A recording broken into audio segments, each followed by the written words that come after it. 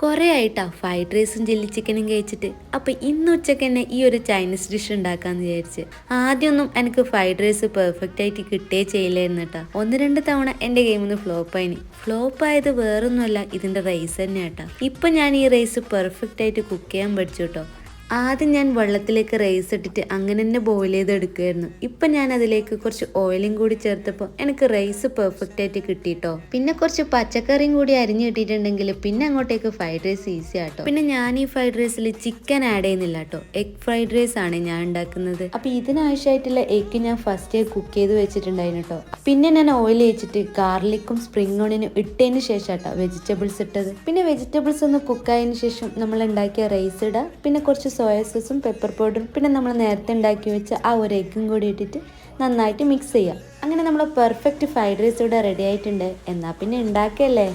അപ്പോൾ okay, by.